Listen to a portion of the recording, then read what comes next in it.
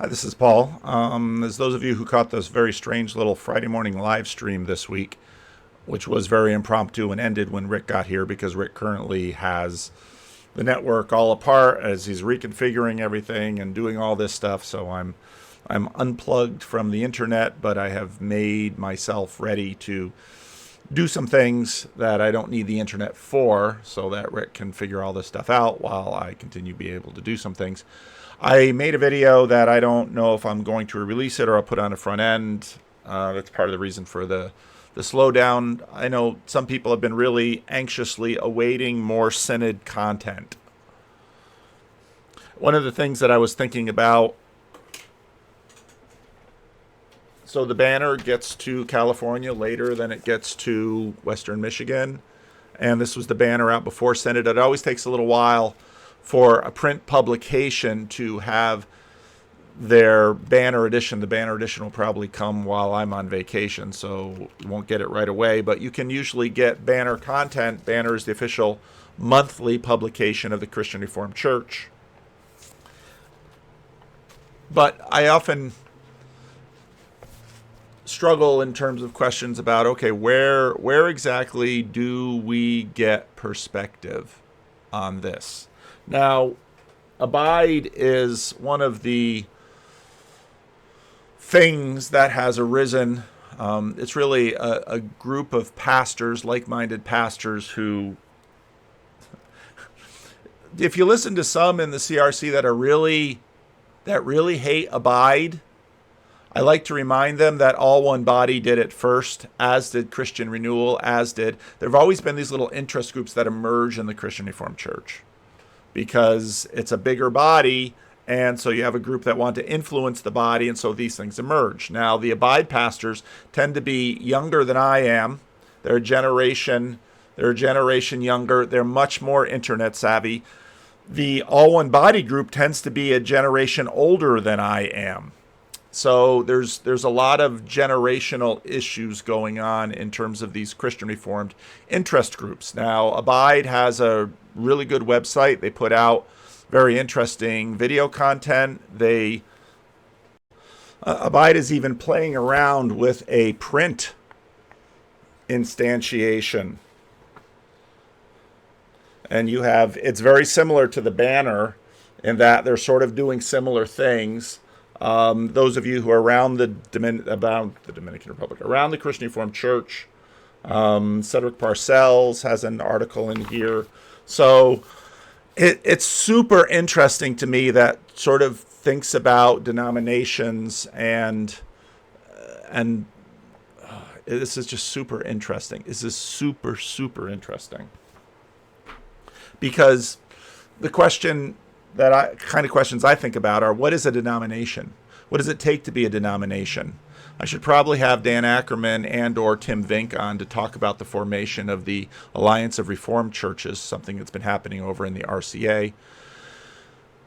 We live in extremely interesting times in terms of the Christian Reformed Church and denominations. And actually, you all who are participating in this conversation are participating in it as well.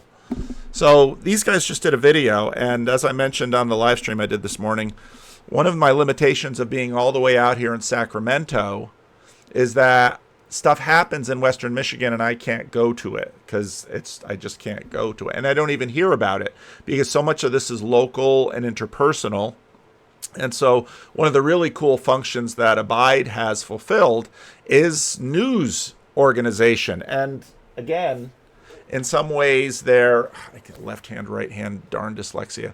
In some ways they're competing with the banner. And again, 50 years ago, this would have been a much more difficult thing.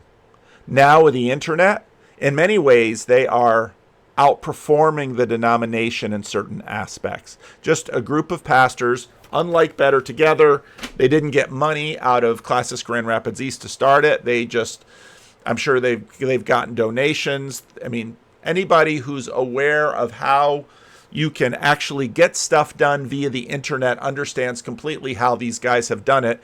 And as is the case often in the business world, large organizations can't seem to get out of their own way. And so this kind of disruptive entrepreneurship is manifesting itself and having its way in the denomination. Now, these two are two local church pastors.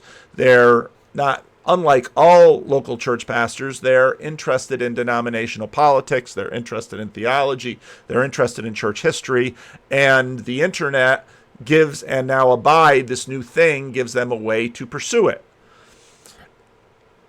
It'll be interesting to see what happens to Better Together after this synod. And these guys talk about a bunch of these issues, so their channel's a lot smaller than mine, which again is another totally weird thing. But I wanted to talk about what they did and talk about what I think about what they're finding.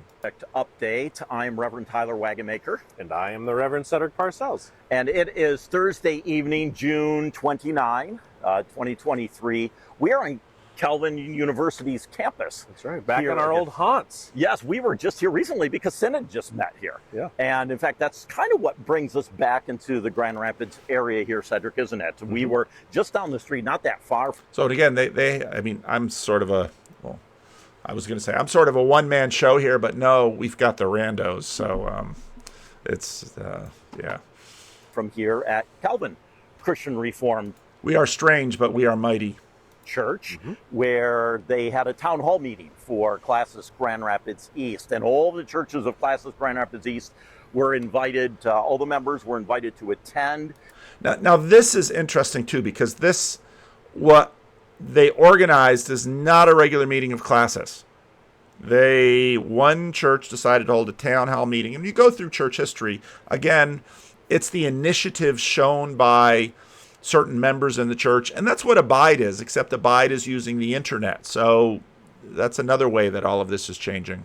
Because they were going to talk about Synod. Yes. And what was decided at Synod, what was discussed at Synod, the implications of that, of the decisions of Synod for the churches of Classis Grand Rapids East. And what their response might be to what Synod did this last year.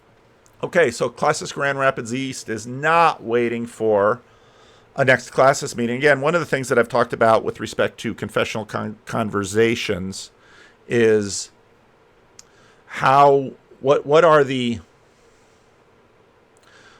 bodies through which these that host these conversations. And so town hall, it's not that town hall has no official standing in the Christian Reformed Church. It's just getting a group of people together. All One Body, Abide Project, Hesed. None of these things have any official standing in the Christian Reformed Church. Many of the people involved in them are people with standing in the Christian Reformed Church as office bearers, or they work for the denomination, et cetera, et cetera. But these are parallel things. And so now Grand Rapids East, very soon after Synod, has a town hall meeting. Yes. It was actually good to be back at Calvin Christian Reformed Church, because when I was a student at Calvin College here on Sunday nights for worship service, I would drive down to Calvin Christian Reformed Church and worship there often. Remember what I said about the particular unique place that Grand Rapids has in the Christian Reformed Church? Oh, I should show you this thing that Dave Snapper found and posted on Voices. So if you've made your way to CRC Voices, you've probably had a chance to read some of David Snapper's things. David Snapper is the world's biggest fan of the Christian Reformed yearbook. And David Snapper, like many really nerdy Christian Reformed ministers, or actually there's probably not too many of them, his attempt to collect Christian Reformed yearbooks going way back. So this is kind of what yearbooks look like today, all nice shiny colors and stuff. But when I was in Iowa for Synod, there was a table of free books, and it had old yearbooks on it. And so, having been tutored by David Snapper, I had my way with the table. And here's a yearbook from 1910. And here's come on, focus. So that gives you a sense of, what's important. And I'll pull up the cover here. You'll notice it is in Dutch for the year 1910, yearbook Christ-like Re-Reformed Church in America. And the book itself is mostly just names So there's Oakdale Park, Grand Rapids.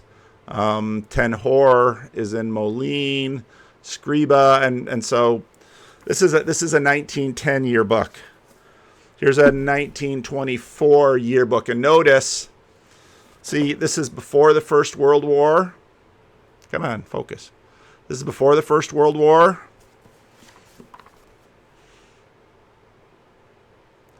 This is after the First World War. Notice now we are in English. And so now clerk isn't, in Dutch, clerk is in English. And you have the names of, these are the people, congregational reports.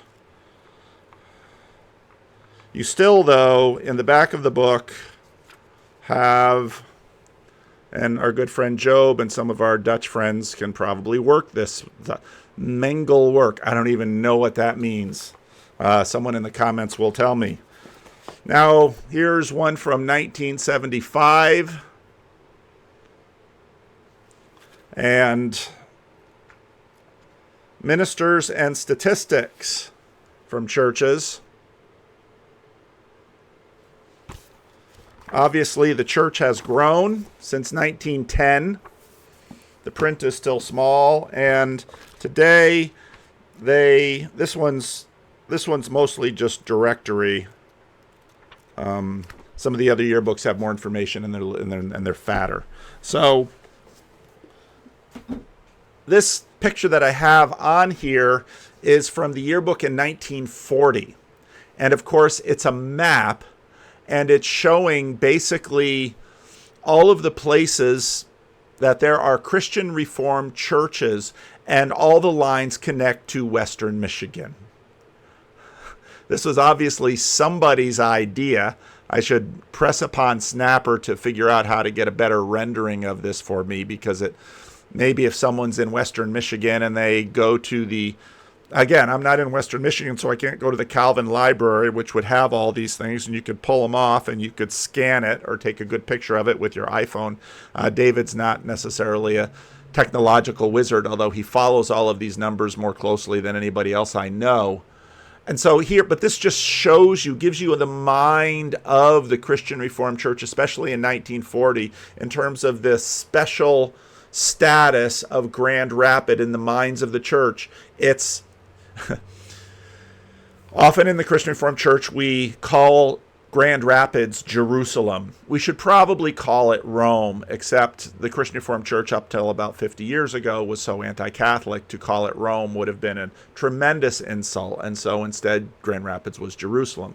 And so what's true is that almost anybody, up until recently, the vast majority of Christian Reformed ministers were trained at Calvin Seminary. A good number of them were trained at Calvin College. If you go to the Synod,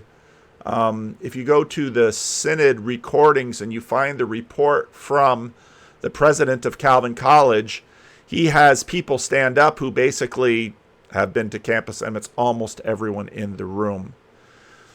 Now this plays out in biological ways. Many Christian Reformed people found their spouses in the Christian Reformed Church and at Calvin College or Dordt College or Trinity or Redeemer or King's. So this, again, is a deeply tight-knit organization. And so even though now there's all this drama about Classis Grand Rapids East, and for people who watching with a very low resolution would think, Grand Rapids East, bad.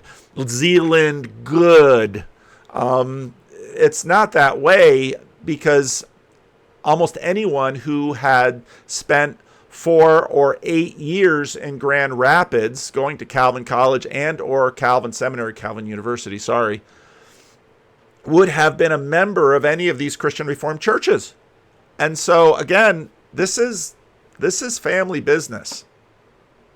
Times. And so that was good to be in that sanctuary. Yeah, and I'd never been there before. I drive by it a number of times, and I've always wondered what it was like. And yeah, it's a very nice sanctuary, very nice facility. It started out, actually, they wanted everyone to meet in their fellowship hall. They had a lot of chairs set up, a couple hundred chairs. That wasn't going to happen. That was not. They quickly discovered that was not enough. That's super interesting. That's super interesting that Grand Rapids East didn't anticipate the level of interest. Really surprises me. They underestimated, and they said that we didn't think there would be this level of interest. They were very thankful for that. And so they moved it to the sanctuary, filled up the sanctuary, Cedric, pretty much. I would say there were over 500 or so in attendance. It's not a small church sanctuary. I, too, have never been in it. I think I was in it once or twice, actually, years ago. But many of these churches, especially in Grand Rapids, had very large sanctuaries when these congregations were very large. And part of the unique dynamic of churches, Christian Reformed churches in Grand Rapids, is that they sort of rise and fall, but there's so much Christian Reformed population in the area that people sort of move between the churches. And some churches rise and some churches fall. And so the churches are in some ways in competition with non-CRCs, but they are also in competition with other CRCs in the city. And so it was very well attended. So they began, how did they begin that evening? After singing. We sang two songs, two hymns. Yes. And it's always nice to have a large group of people singing. It is. This is my Father's world. Yes, beautiful. Yeah. And even the selection of the hymns is interesting. They didn't sing a praise and worship song, probably because they didn't have the praise and worship band there that night, probably because it was like the clergy who put these things together. So now all we need is an organist or a pianist, and we can sing something out of the Psalter hymnal. And so the meeting basically had three parts to it. And the first part was they had given out a handout that sort of summarized what the synod had done with regard to... and again, this is so helpful because this tells you a lot about the Christian Reformed Church. Chances are, and I might be proven wrong, I'm happy to be proven wrong, and so if I am wrong, please leave a note in the comment section. They didn't think to record this. They're not putting stuff on a website. I'll have to go to Calvin CRC. I can't because Rick has the internet down. So again, but now these young entrepreneurial abide pastors are sharing this, and I wouldn't know this. I would get it through CRC Voices probably, and I will go to CRC Voices and get a sense of this. But one event, 100 perspectives. The HSR report and confessional status, and about Neeland and Classis Grand Rapids East, and then about Gravamina. And so the first part was just sort of going through that piece of paper. And I'll have to have Al Walters once again lecture me on the pronunciation of the Latin, which I don't know. Explaining what had gone down. And the second part was the delegates that Classis East had sent to Synod got up and they shared their experience of what committees they served on and what they felt. And the third part was the question and answer section. Just kind of an open mic. Yes. For anyone, they had a couple of microphones set up, and anyone would just walk up as a member of one of the churches of Classic Grand Rapids East. Yes. And they specifically said that they would like questions, not statements. That's right, but like at Synod, that's true. That did not take place. There were, in fact, one of them was making statements, and someone shouted out, "Try harder." That's right. That's right. To ask a question. Rather than to make a statement. But actually, I appreciated the statements that were made too, because it helped get a flavor of where many individuals in the churches of Classic Grand Rapids East are at, and kind of responding to that, because what bugs around there, get in my mouth, Cedric. Good protein.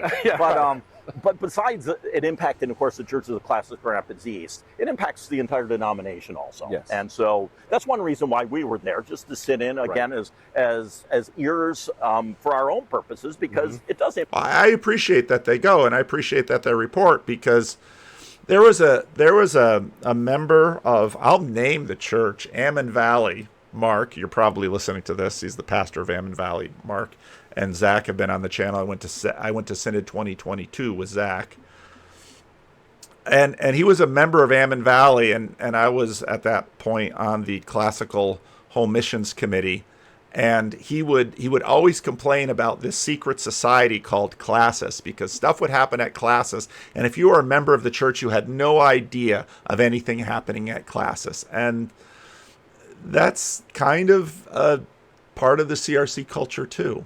impact our congregations. It impacts the congregations of churches all across the United States and Canada, and even worldwide, actually, as the CRC is growing. So, That's right. So with interest, we were there just listening, taking notes about everything that was said, reading the handouts and listening to that. Anything on the handout specifically, again, too, that caught your attention, Cedric, as they were kind of going through the, again, what Synod decided and...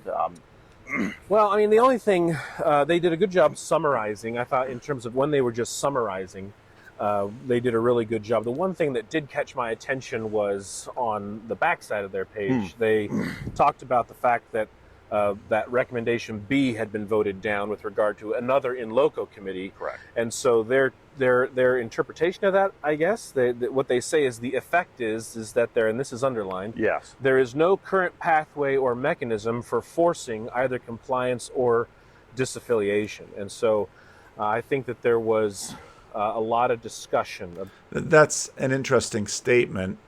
Has to be parsed very carefully. Current pathway, because again, I suspect Synod 2024, Paul DeVries' speech, we can play it if we want to, I suppose. Daniel from Ontario Southwest.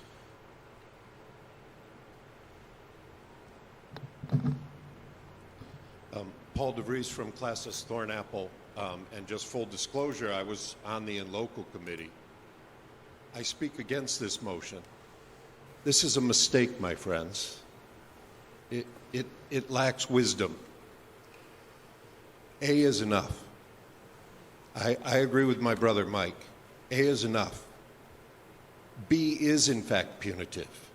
You think the job of the first in local committee was difficult and limited in its mandate. I don't know how you read this other than it's punitive. The only advantage of B, if you could call it that, is that it provides a step-by-step process, which the in local committee will have to follow if we pass this, because they have to follow their mandate. It spells out exactly what they need to do, and it is clearly punitive.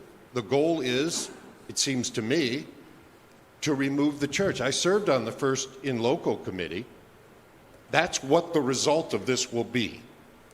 We will remove them. Classis East, Neyland, is only learning today. They had the right to appeal. They're only learning today, hours ago, that was not sustained. And now we're going to go ahead and outline the procedure for... And I think that point he makes there is critical. And I think that point swayed a lot of voters to say, you know what, let's be fair. They've only learned today. Let's give them time. And so part of what this other committee is doing now, this committee that Grand Rapids East is going to set up, it's okay, well, now you're going to have time to think about it. And what comes, I'll let this speech play out to the end, and then we'll go back to the other one. Removing them. It's a mistake. I speak against it and would encourage others to vote against this. A is enough. Thank you. A number of people noted, was he addressing the chair? So, hang on. They talked about the fact that that recommendation B had been voted down with regard to another in loco committee. Correct. And so their interpretation of that, I guess, what they say is the effect is that there, and this is underlined, Yes. there is no current pathway or mechanism for forcing either compliance or disaffiliation. And I don't really think that's true. It might technically be true, but the way the Christian Reformed Church works, Synod has a tremendous amount of power, and that's different from the General Synod in the RCA, and part of the reason the RCA has fragmented the way it has.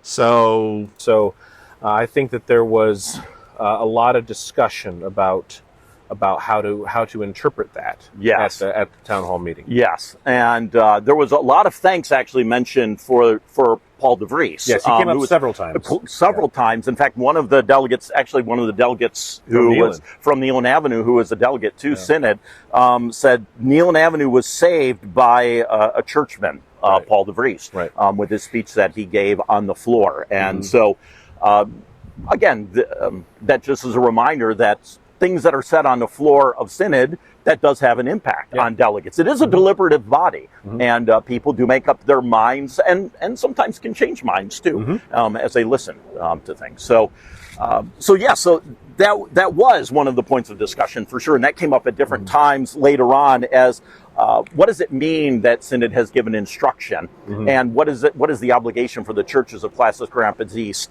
to kind of follow that instruction? And now this is very interesting because, again, I deeply appreciate the fact that they went to the meeting and they're reporting on it, because I would think, but this is me, I would think that, and I would think that it would be valuable having a meeting like that to be public. Now, again, depending on really the particulars and the nuances of what you want this meeting to be, that would be a good thing. And now it can be done, obviously. Well, maybe that church can't do it because churches vary widely in their capacity to do things. But one of the big discussions that we're going to continue to have, and we had this a little bit between me and Nate Van Dennen, and maybe it'll come up when Nate Van Dennen and I talk next week, is to what degree should the Christian Reformed Church live, be putting these things out on the internet? Since there isn't a police officer necessarily there looking on them and seeing if they do it or not. But there is still the general structure of the denomination of the church order, where Classis is supposed to ensure compliance of the church order and of the confessions, and Synod, passes that down. And so they were given that instruction, but will they live into it? And that was unclear. I think it's a fair way to say it. It was unclear. I think they're still trying to figure out what they're going to do. One of the, I think Mike Abma, who was one of the delegates from. Now again, Classis Grand Rapids East is a body. They are an extended body. They are a spiritual body. They have agency. They have a mind. Now, they are a collective body. They're doing collective cognition. And the meeting is an element of this body, and they are still deciding what they're going to do in response to the synodical body. From Classis Grand Rapids East to Synod this last year, said, a lot of churches are having to choose, but especially when it comes to selecting office bearers, are we going to, because many of them in Classis Grand Rapids East and perhaps around the denomination aren't willing to serve because they can't confess what the church teaches. And this point alone shows that, and this is one of the real beauties of the Christian Reformed Church, people do take this stuff seriously. They care. And even if they're on different sides of the aisle here, they care. They want to come to church in good faith, in good conscience, with a whole heart. And so even if they disagree with Synod, what Synod said still matters.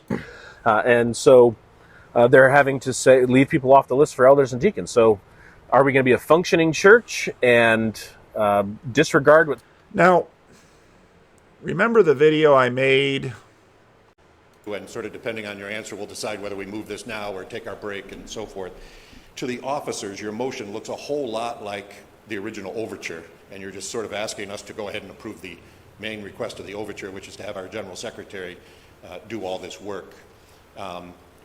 What's different about what you're asking than what the overture asked in the first place? I'm not sure my response is, but if you'll indulge me, then I'll at least give it a go. Give it a go. Test yourselves Here he is. as the officers in the body of Synod. So just a few thoughts, if that's okay. First of all, very thankful for the work of the committee. I stopped and actually spoke to the advisory committee. Was grateful that they received me. And with regard to the first four things that we just passed, I wholeheartedly celebrate and hope, which is what we just said that we did together. I actually am among those who are celebrating with most joy, particularly with regard to the work of Resonate and its new director, with regard to Thrive, and the work that it's done this last year. A lot of joy in the efforts that were made there. And I'm excited about some of what we're hearing with regard to the Consejo and other groups that are emerging in our denomination. I think that it would be unwise for us to just simply pass by this before dinner. It's at least my opinion that this is the most important matter before Synod this year. How did that feel then? How does it feel now? Where is our attention?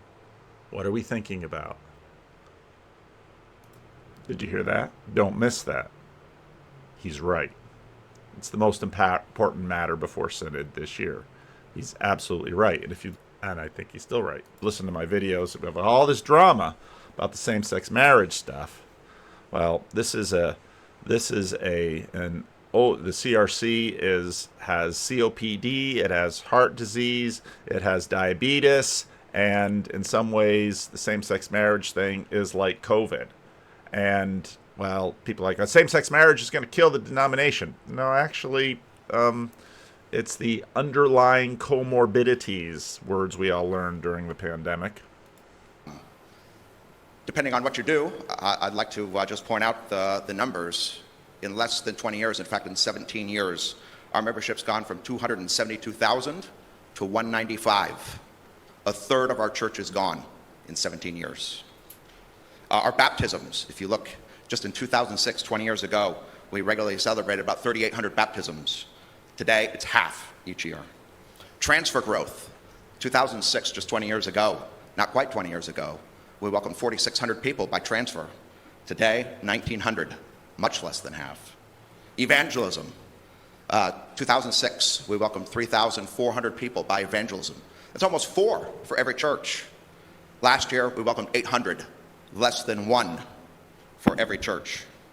And having been part of the Christian Reformed Church for a long time, I know what we're good at, talking about things. And I know what we're not good at, taking action. Hey, I'm happy to say this in the chapel of Calvin University, that I am a Calvinist. But let me tell you something. I think actually Jesus anticipated us Calvinists when he gave the parable of the talents. You know the parable of the talents. Landowner went away. There were 5 talents given to one, 2 talents to another, 1 to another. The 5 put theirs to work out, 1 5 more. The 2 put theirs to work, 1 2 more. But the 1, I think, is the warning to Calvinists. They had a high view of God. They combined it with a low view of ourselves. And they used that as an excuse for spiritual laziness. Calvinists have a high view of God. We tend to have a low view of ourselves. I believe we're a 5-talent denomination. Our theology, our articulation of the gospel, the way we disciple people, we're 5-talent people. We should not just pause here with talk. We have to do something. We have to have a concrete plan. And I want to make sure I say this correctly. Now, back to the other. And seeing if they do it or not. But there is still the general structure of the denomination of the church order, where Classis is supposed to ensure compliance of the church order and of the confessions, and Synod, passes that down. And so they were given that instruction, but will they live into it? And that was unclear. I think it's a fair way to say it. It was unclear. I think they're still trying to figure out what they're going to do. One of the, I think Mike Abma, who was one of the delegates from Classis Grand Rapids East to Synod this last year, said, a lot of churches are having to choose, but especially when it comes to selecting office bearers, are we going to, because many of them in Classis Grand Rapids East and perhaps around the denomination aren't willing to serve because they can't confess what the church teaches. Okay. So that's where numbers matter. Now, I know a lot of people sort of freaked out when, recommendation B, which was a new and local committee, and this thing didn't pass, so where's the accountability? There's a local option. Are they going to do it? Are they not going to do it? These decisions still have weight. And if, in fact, churches start selecting office bearers that are more comfortable with the current position in the Christian Reformed Church, that's going to impact decisions that happen in the local church. So these things tend to go in directions. And it's a really important point. And if churches then suddenly get squeezed for officers, well, then you just how much do you downsize your council and have other staff members and volunteers do the things that council was doing? How do those dynamics work again? It's incredibly complex as it trickles down all the way to the local level. And so they're having to leave people off the list for elders and deacons. So are we going to be a functioning church and disregard what Synod told us to do, he said? Yeah. Or are we going to be a non-functioning church and do what Synod told us to do? And he seemed to suggest that... Well, he did suggest, just outright. Okay, he did suggest that some churches were simply just going to disregard what Synod told them to do. And this is where we begin to see this.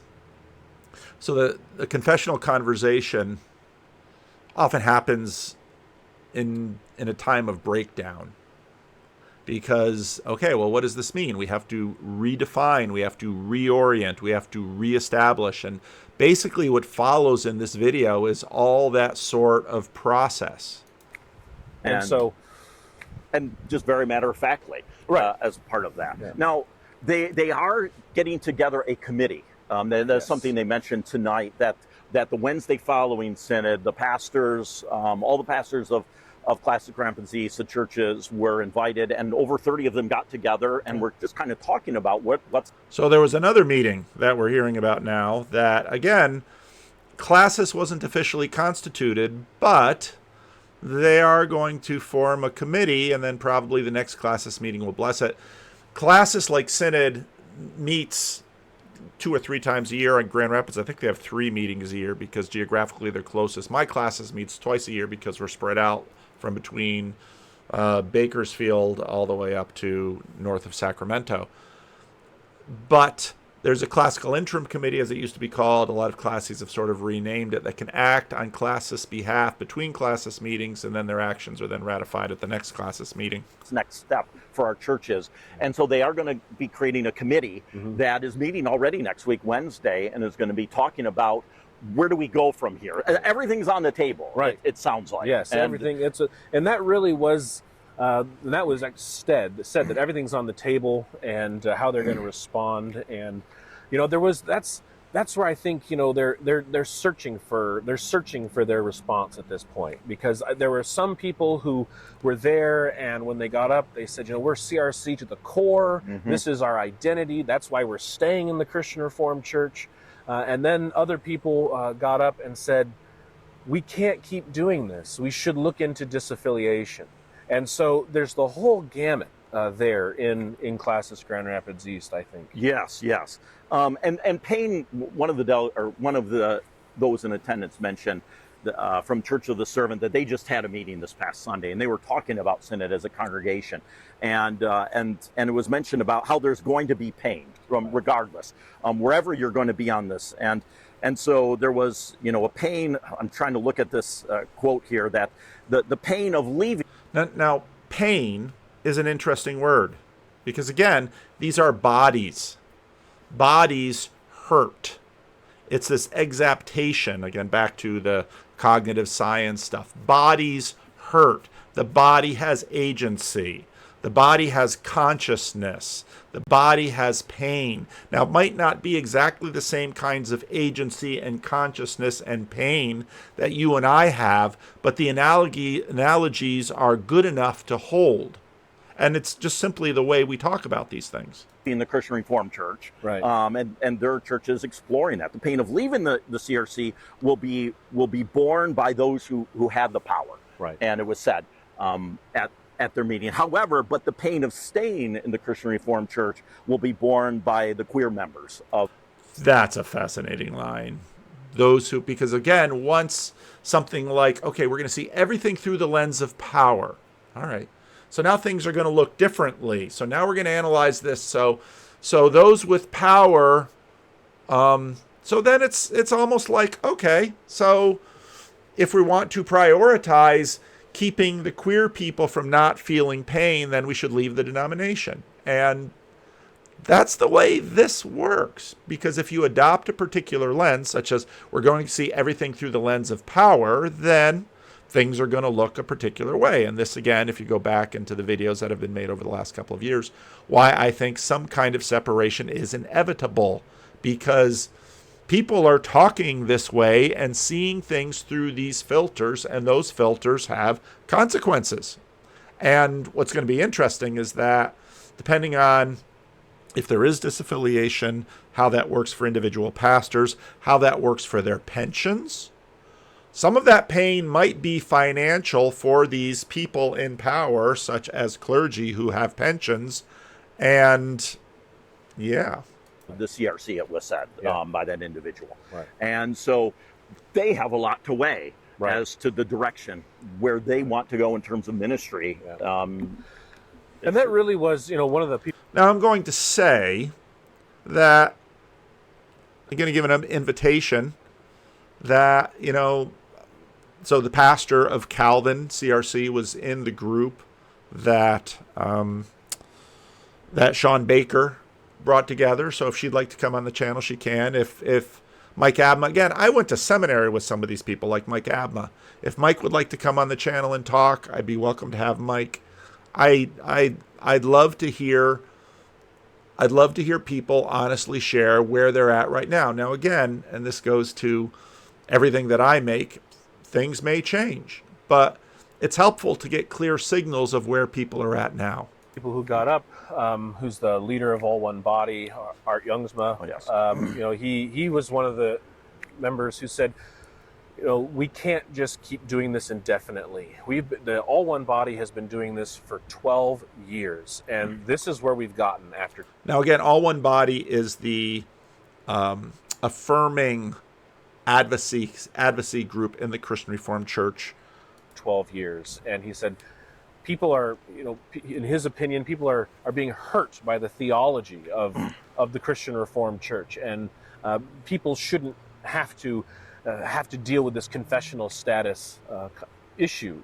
And so he really... One of the interesting things, this factored into the video that may or may not get released, one of the interesting things is this issue in question of pain. There were two speeches in particular that brought out this point. Have this be the last thing I say, because anything more that I say would probably just be filibustering. I'm amazed that he used that word, given all of the chatter after Synod. I want to speak to the chair and say that I've heard a number of words concerning words like mine, that we have assumed things, that we think that you do not love the LGBT community, that we think that you are harming them. I would like to speak to both of those points.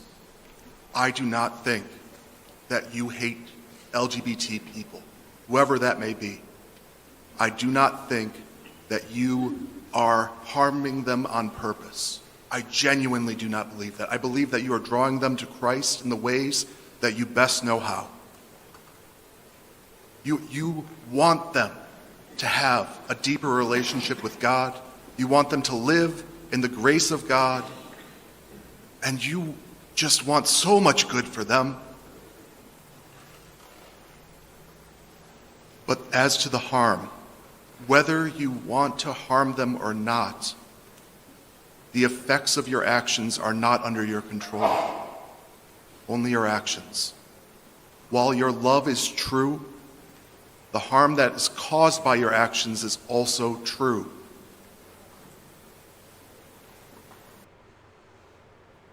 On this, and so there was, a pain. I'm trying to look at this quote here, that the pain of leaving the Christian Reformed Church, right, and their church is exploring that. The pain of leaving the CRC will be borne by those who have the power, right. And it was said at their meeting. However, no, I think it's helpful with both of these speeches. The speech I just played from Daniel from Southwest Ontario, and these two.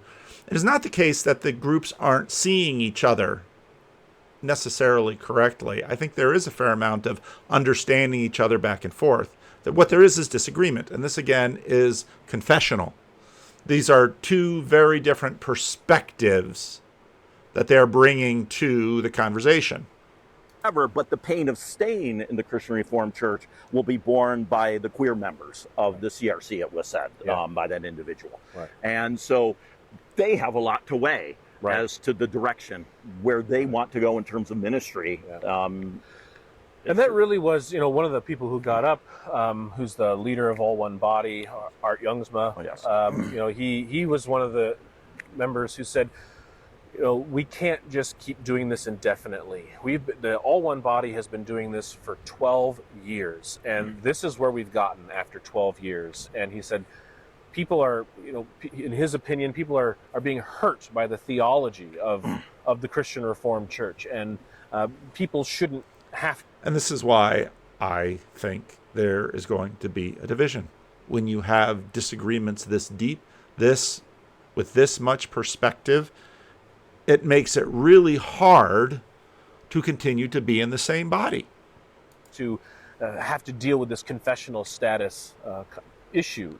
And so he really encouraged people to really consider maybe going to the RCA or working on some kind of relationship with the RCA. And so there's a lot that they're weighing right now. They're having a hard time finding office bearers. They're concerned about whether or not being in this denomination is harming people in their congregations. And also, some of the people got up and said people are leaving. Yes. They're leaving our churches because of synods. And that is unsurprising. I know situations here in Northern California in some churches where some people have left because of Synod's decision. Synod's decision on this. Right. And so they're feeling more of the stress, although they did mention Classis Rapids East is a safe class, as they said. Yep. We do ministry well together. We realize that there are some classes and some churches where they don't have that kind of safety, and where it's much more difficult. And they were kind of grieving for the. So there are levels. There is even. This is a confessionality fight within the body of the Christian Reformed churches, and then you have subgroups that have different positions. And again, that's not necessarily an unhealthy thing, because we have it in our minds. I often talk about our consciousness Congress. And there are factions, there are individual voices. All of us inside of us have multiple voices that we deal with, and so as the larger body. Those classes and those. And there was some conversation about this committee, I guess, that the committee they're putting together of maybe reaching out to those other churches in some of those classes, even across the border in Canada, and collaborating with each other in some way to figure out what they want to do moving forward. That's part of their doing a Zoom meeting, and I presume a lot of that is because those who are scattered across. So organization is happening behind the scenes. The United States and Canada to kind of have that collaboration and talk. And the situation in Canada is different. Culturally, it is different. I think there are more per capita, definitely more affirming churches in Canada. The relationship between individuals and institutions in Canada is different than it is in the United States. I see that the more I talk to. And again, the majority of pastors that I've actually on my channel on YouTube have been Canadian pastors. And given that Canada is 2/5 of the denomination, again, collectively, maybe do we go into the RCA? Or collectively, it's been floated, do we create our own denomination if we determine that the CRC with its confessional position is something that we just can't do ministry in anymore? And this is where, again, there's sort of, I say again because I mentioned in the other video that you haven't watched yet, that may or may not get posted, whether or not the rule says 2 successive synods, weighty things will come to multiple synods, because actually what steers the Christian Reformed Church is the community of synods. In good conscience. And again, that Art Youngsma, he did mention, he kind of singled out very specifically that Better Together, that which Classis Rapids East funded to the tune of one of their more recent and even at this meeting encouraged people to get involved in. Yes, but he said that doesn't work because you're harmed. This Better Together in many ways is harming our LGBT. There's that word again. The table fails. Thank you, Bill. So no other speakers, so we are ready to vote on recommendation C, and we will do, are we ready to vote, Richard? At this top. Tim Turner, Classis Niagara. This is Steve DeBoer, Classis Niagara. This is good at a time as any to acknowledge it. That I just want to acknowledge that the trauma that is being inflicted on real people in this room one on that committee, and people at home watching. Real trauma. Real trauma. I work in trauma, working with people experiencing homelessness on the streets. I just want to say that a lot of people that come into our mission are people that have struggled with their sexuality because their communities have rejected them and they didn't have the support they needed. We're participating in that. So I just want to acknowledge it for my own conscience. Thank you. Sometimes I get my buttons mixed up, and so I make videos of me rearranging the video instead of videos about talking what I mean to talk about. The difference between what's going on is getting so stark. This is the reason you have a confessional conversation. You have a confessional conversation to clarify which Jesus are we talking about? Who is Jesus? How do we read the Bible? What are our perspectives? And since 2012, I've been watching the Christian Reformed Church in some ways go like this. And it's been going like that in a rather mindless way. I talked before about these different bodies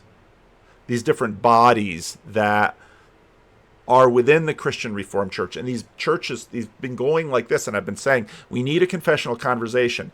You need to be talking to clarify who Jesus is. You need to be clarifying who Jesus is, because you put them next to each other and you're not recognizing the same Jesus.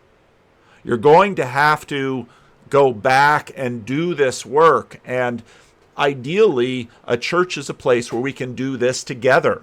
And we can use the resources and the accountabilities that are inherent within a tradition to try to achieve the clarity, unity, hopefully, but the clarity and the truth. This is what we're looking for.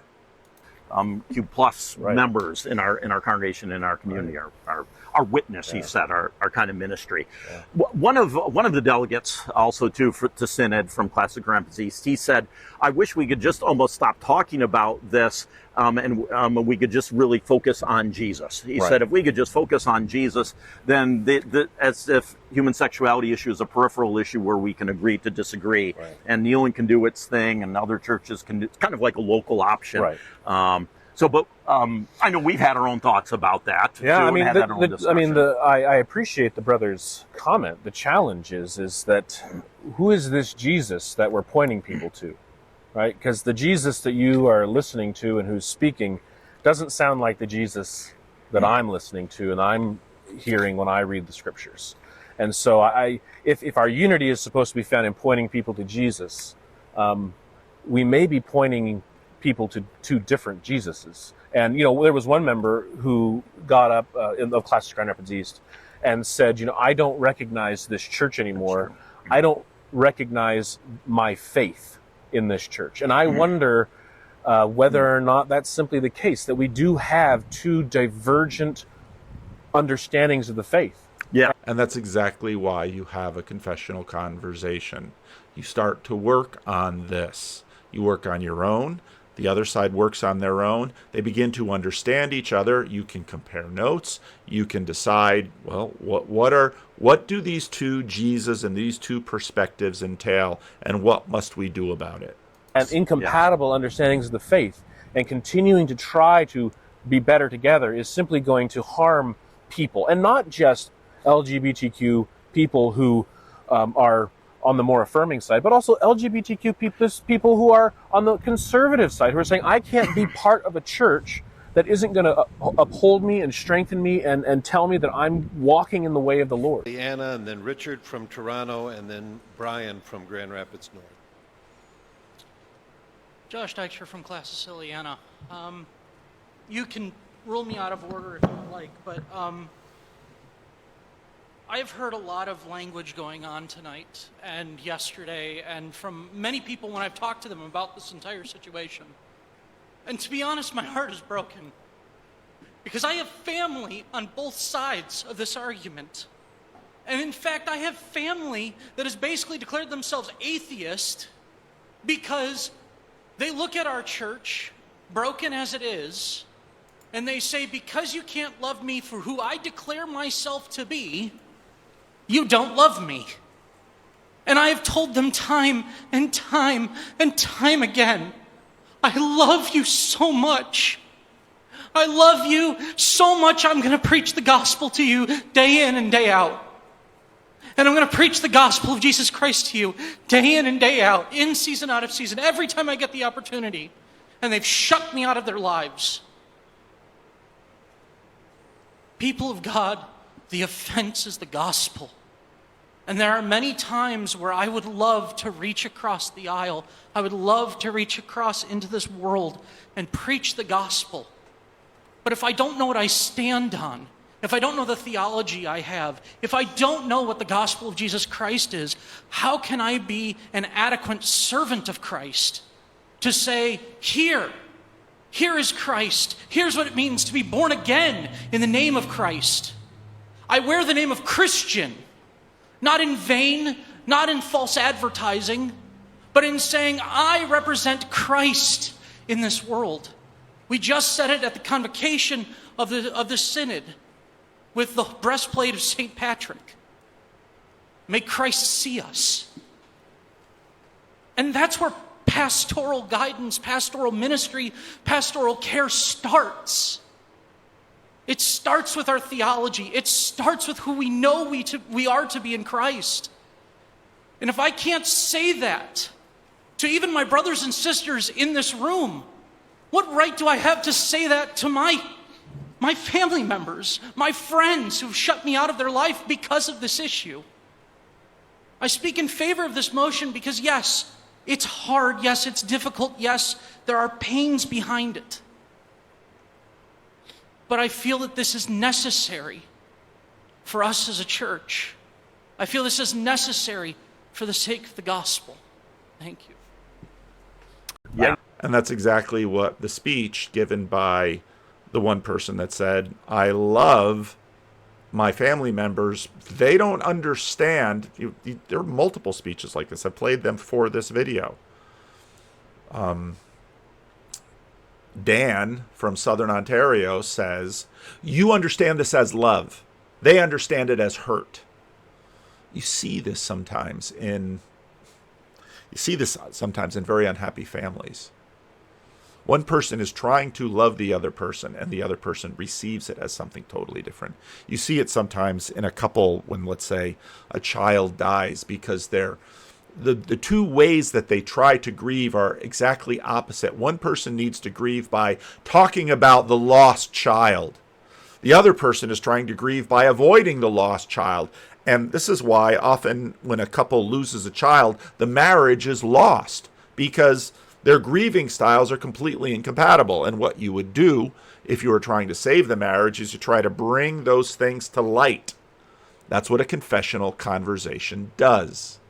Need your support, and one of the members got up and said that. You know, and so you're trying to please everyone is not a winning strategy here. And one of those in attendance also said, as they thought about what does it look like to live into this, if we're going to be part of the Christian Reformed Church, we shouldn't take an approach where Synod needs to create a hammer almost to force us to do it. It gave instruction, and there's some. And this is a very important point too, because mimetic rivalry creates rival pairs. And so, again, part of the big issue going on in the Christian Reformed Church is these questions of, well, we're now in a low trust area. We're in a low trust relationship. What does that mean? And we're seeing exactly what that means right now in the Christian Reformed Church. On one hand, we see, we need a lot of rules.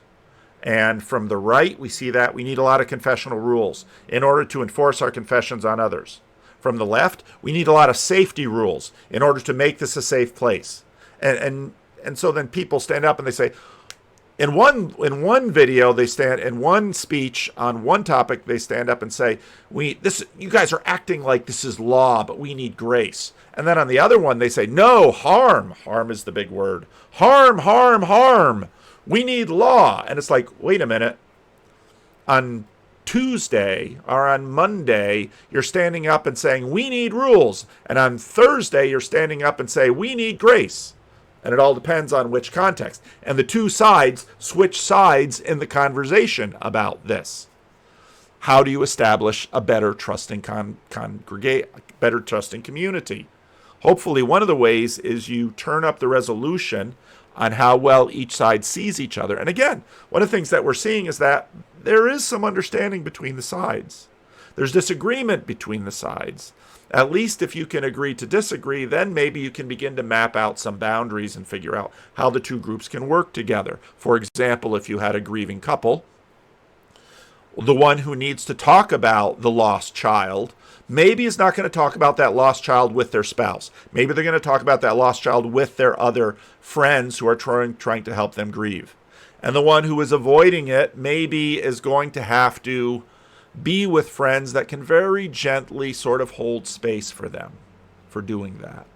Summary sheet mentioned that, and that individual got up and he said, we should really be adults on this, and that's the language he used, in terms of saying that we shouldn't be forced to do something. We should receive the instruction and say, yes, we will do it because we've been instructed. We're not going to wait till we're forced to do something. And that's part of just being an adult, he said. We don't need to, and as opposed to, I guess, maybe someone who's still younger and looking to escape, perhaps, and get away with something. And there was some talk about people's concern about synod and being involved in church discipline, and I think we have a difference of understanding of what the courts of the church are for. But nevertheless, talking about not wanting to see synod become an imperial synod or an authoritarian synod and start doing church discipline. Well, and the irony again is that with certain subjects like the code of conduct, the right is concerned about a tyrannical synod. And now, with respect to human sexuality, the left is concerned about synod becoming a tyrannical synod. But the nature of the conflict will inevitably create these structures. And so you're going to want to find different ways to manage the conflict. It just seems to me that continually rejecting what synod says is just going to be something that spurs synod on to move more in that direction. So by trying to resist, you might actually create more of what you're trying to avoid. And that's the irony of it all, too. They were lamenting synod becoming that kind of authoritarian, and in many ways, again, but they're forcing it by them admitting, which they did too. And you could run the same tape with respect to the code of conduct from the other side.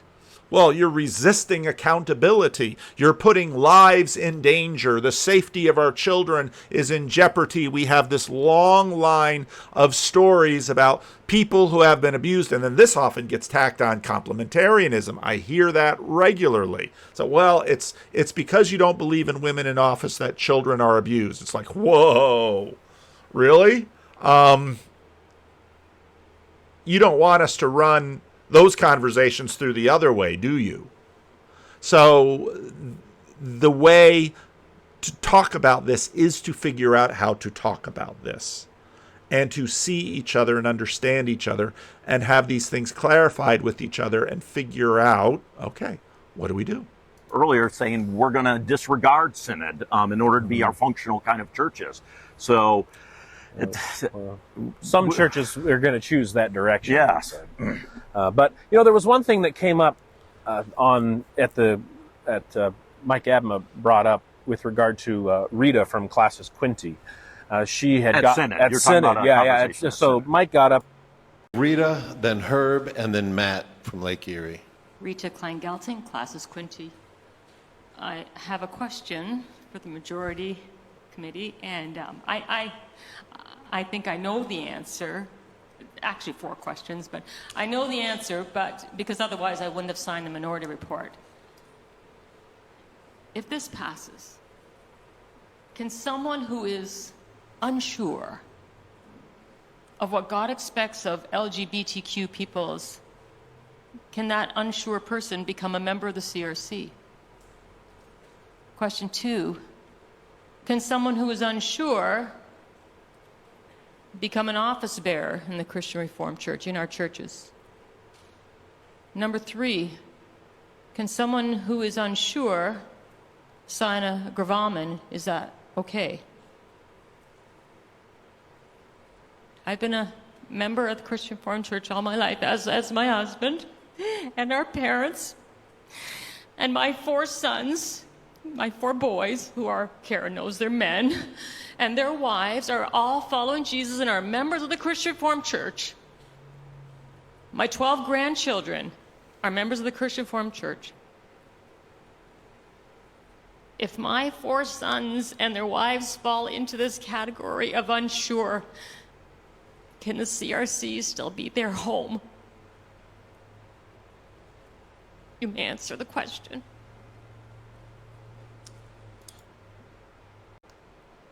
And again, I played this before. It's the defining moment of the synod for me.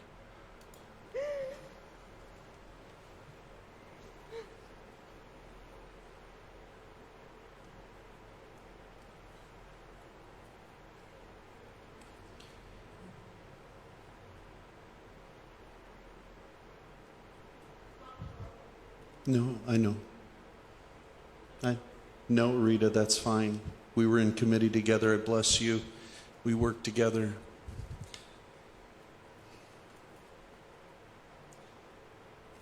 I'll try and answer as best I can. Maybe not so much in the technical manner of things.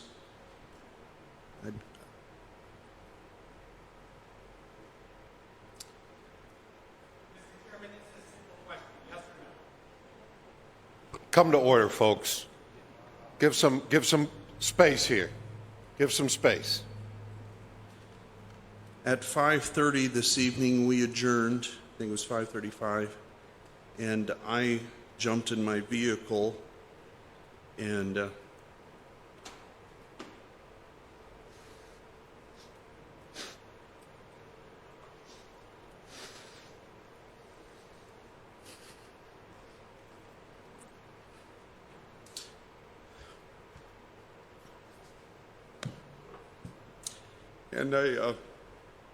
I drove to a sports bar down the street, had ice water with lemon.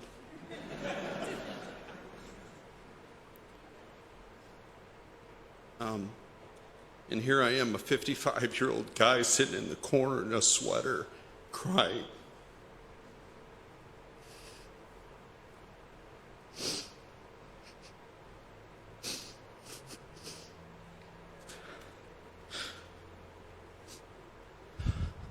I love this church. I've been a member all my life. I love preaching for this church. I love teaching in this church. I love its confessions. I wouldn't be standing here tonight if I didn't love these confessions. But what grieves me so bad is that we make decisions here and then we leave here and some decide to be ogres about it, jerks about it. And we can't even hold to a confession. We gotta be jerks about it.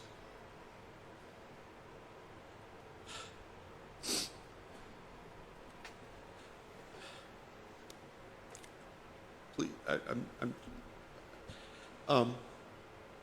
so Rita, I hear your heart. Yes, well, it is a yes and no question. No. Let me try and put it this way. And if I'm out of order, say so. If you're going to vote for this majority report, please don't leave here and be a jerk about it. And to those who are opposed to this report, not all of us hate LGBT people. Okay? Sorry. I'm sorry. I wanted to add that context to this because that is the context, and I've addressed this in a previous video. And it was Cedric on Twitter talking to my friend and colleague and of a formerly daughter church, now all grown up and organized church in Davis, to answer this question. And he talked about Rita at Classis, from Classis Quinty on Synod, and she asked Steve Zwart, can my boys who are not sure about this, and my grandchildren who aren't sure about this, can they remain members of the Christian Reformed Church? Can they make profession of faith? And at the town hall meeting, that was sort of just left hanging there as if there's not an answer to that. Oh, tonight. Yeah, Tonight yeah. there was, and at Synod, to be fair, Yes. it was left. And one of the things I would encourage people to do is to go and listen to my podcast, Little plug there.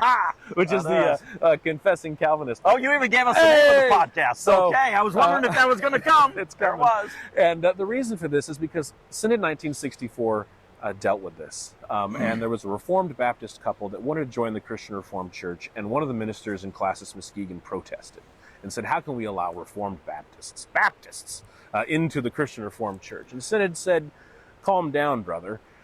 Now, that's a hugely important thing, because 1960s were a very different era in the Christian Reformed Church, and you can hear the tensions of that era were different, but yet there were tensions about things. Churches have the right, consistories have the right to allow people who are not in full agreement with our confessions to join the Christian Reformed Church. And it's explained that there were three basic reasons why they thought this was acceptable. One was because the Reformed Baptist couple was otherwise reformed in agreement with our confessions. Second was that they were willing to be taught. And third was that they had made a promise that they would not advocate against the teaching of the church. And so... And these are for members, not office exactly. bearers. Okay, but now when I think about gravamen going forward, people who are struggling with alignment with the confessions of the denomination that they're in, and there are lots of levels and layers to this. What people need is guidance and community and conversation and exploration, and it has to feel authentic to them. It has to be real for them. It's basically pastoral care and pastoral guidance. And I would say not just members, but if you're already beginning to sense the shape of a potential overture that I will write to the next synod, it is of this shape, because we need similar levels all the way up. Because if an elder or deacon is struggling with something, a confessional difficulty gravamen would be appropriate. How is that shaped? And I don't think we need a A-B gate on it to say in, out, 6 months or a year or 2 years. No. It takes time, but it's within a context, and it's within accountability. And so my idea is that if you have an elder or a deacon who files a confessional difficulty gravamen, the council then assigns, it could be the pastor of the church, could be someone from another church. There might have to be financial remuneration if there's too many of these, so that people aren't impoverished for the amount of time that they take. You could even have YouTube channels on issues or podcasts on issues. But let's have a conversation about this. Let's work on this question. Because the goal is not just sort of keeping the sheep in the pen. The goal is growing the church on all levels of the church. And so the local council could assign a counselor to that person with a confessional difficulty gravamen. At the next level, if you have a minister, the minister is filing a confessional difficulty gravamen with the local council. Maybe at that point, the council needs to be in conversation with the Classis and say, what resources do we have for the pastor? And so then you have the pastor has a mentor or a counselor or a colleague who is assigned, and they will meet during the year, and you could have accountability. And let's say every year the counselor gives a report to the council. Now, again, some of you, and this is where some of the tensions are going to arise, some of you say, well, I can't trust the local council.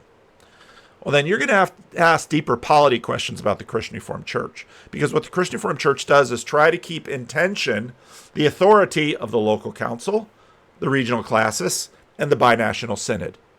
And the authorities are of different kinds, and they're held in tension. So and this is where supervisions of councils from Classis are going to come in, and supervision of Classis from synods are going to come in. And the goal is not setting up all of these little Kafka traps or little binary gotchas. The goal is to have a system where, in fact, not only where the confessional growth and development of the church can take place. And currently, with our system of assemblies, we don't really have that. We have other things within them that are designed to do some of this, but none of it's really been employed with an eye towards confessionality. It's generally employed with an eye towards pastoral care. So this is sort of the outline. These are the things that I am thinking about with respect to, okay, we've got another year to work on this gravamen issue. Let's look at developing structures that actually lead to better confessional conversations, better confessional development and growth within the church, and it's going to happen around these areas of confessional difficulties. Now, whether a split can be avoided, I don't know. Maybe such a thing could help with the disunity we have. That would mean that basically both sides would have to give a little something. One side would have to say, look what they said, we're going to be teachable. We're going to continue to publicly maintain the confessional integrity of the church, but in appropriate spaces and places, we are going to have confessional conversations in order to achieve the truth of Christ and the presence of Christ in our midst. That's our goal. So I don't believe such a thing is impossible for the Christian Reformed Church. By no means. Might it be difficult? Yes. Would there be compromise on all sides? Yes. Would it have to be a brave space and not a safe space? Yes. But to me, that's the way forward. Which is a difference. Right, yes. Synod did not say that office bearers are allowed to take exception to the confessions. The understanding is that the office bearers in this church are going to lead these members into the truth of what we confess about Scripture. And I think that's true. But that's a process. It's not because again, these convictions are not subject to our will, and so therefore, that's why you have the tears. That's why you have the struggle. Okay, maybe I want to believe this, but I can't. I run into this regularly in this space. People will come up to me and they'll say, I've been watching this stuff and I want to be a Christian, but I just have real problems with the resurrection. I have real problems with the divinity of Christ. I have real problems with God's witness over the ages in the church. I have real problems with the divisions of the church with respect to its credibility. I have real problems with the way the church has treated such and such group or me in the past or so and so. Okay, you don't address this with bow the knee now or get out. You have a process in between. And you say, where can we meet? What can we do? How can we talk? Now, again, it isn't a limitless thing. Hopefully, the process will yield for people. Maybe for some people, it will yield that they need to be in a different confessional space. I actually think confessionality itself, given the end of modernity, and I know a lot of CRC people hearing me say that are going to have no understanding what I mean. Confessionality itself is going to have to continue to evolve and change with respect to our knowledge about human anthropology and how people work. So I should play the rest of this because I don't want to unfairly use the video. This is why these members need to have a teachable spirit. To say, I'm willing to be corrected, I'm willing to learn. Exactly. And because office bearers are supposed to not only just not contradict the confessions, but they're supposed to promote it and defend it. Right. And so that's something they take a problem. So the answer to Rita's question is yes, your sons can be in the Christian Reformed Church if they're unsure. Yes, your grandchildren can be in the Christian Reformed Church if they're unsure. The one thing they cannot be is office bearers. And so that has been the understanding. It's been the way the Christian Reformed Church has been working for at least since 1964, and they seem to think that this was common knowledge. And this is where the gravamen conversation gets interesting, because of course I think Cedric's argument about the gravamen controversy is right, but it's not the last word, because the gravamen, confessional difficulty gravamens, have been potentially used for office bearers and clergy, and I think the CRC rightly says this isn't just get out of confessions free card. They're right. It isn't. But the left is right in saying you can't just tie people into a straitjacket. It's probably not going to work. You're probably just going to have a lot of unregistered silent gravamen floating around floating around the denomination, and that just yields suspicion and low trust. You can't have that either. And so what you're going to want to do is have a structure that is not just sort of yes, no, binary in, out.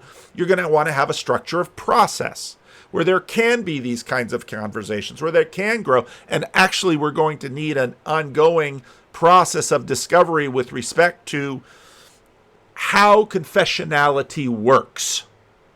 That's what we're going to need to do.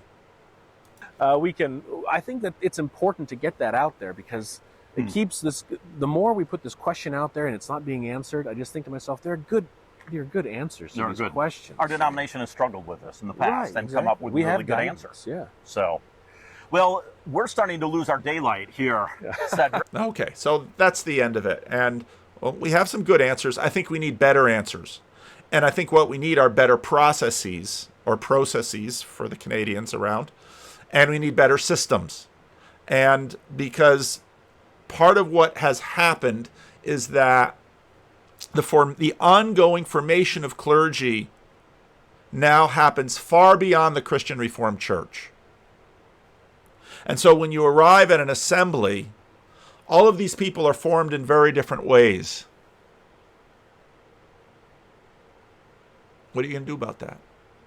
You're just going to say, okay, all this we have the same thing happening in the local church. Back when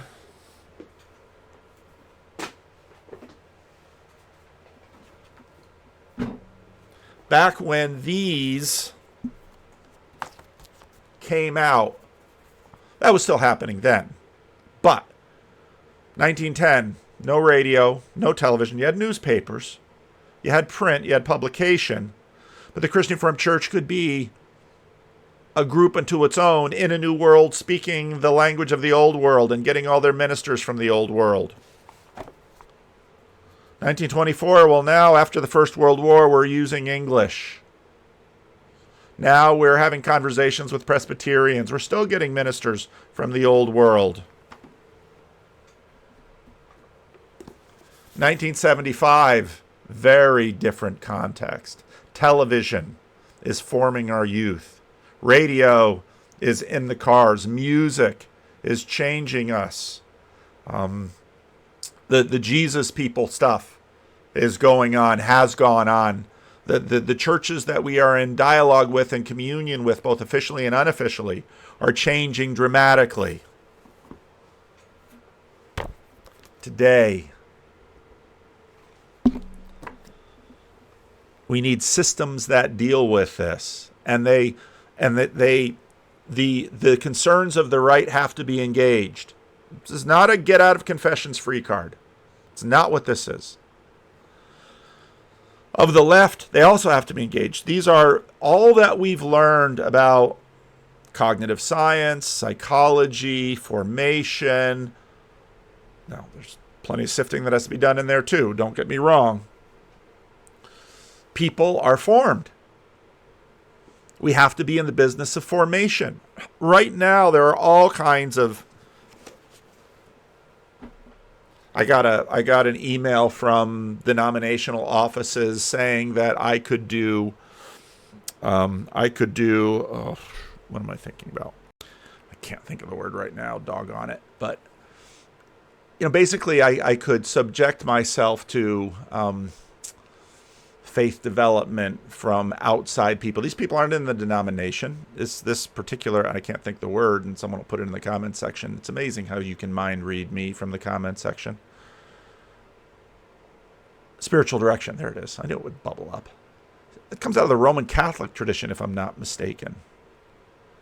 And I've known many people who have gone to monasteries and had spiritual direction by Roman Catholic orders. Something that would have been unthinkable 50 years ago in the Christian Reformed Church. Our formation is happening all over the place. How will we continue to form each other, and those clergy are forming the church and office bearing and meeting in assemblies and.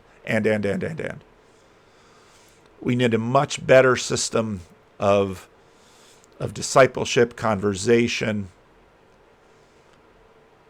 and again, these spirits that are impacting the church from the outside, they have to be tested. And part of this is what we've not done well either. And what this has led to is this division. So maybe this was the video I wanted to make. The other video I wanted to make too. We'll see but I'm going to put out this video first because I think it contextualizes the other video. So, okay, this was a lot longer than I thought it was going to be. Leave a comment. Let me know what you think.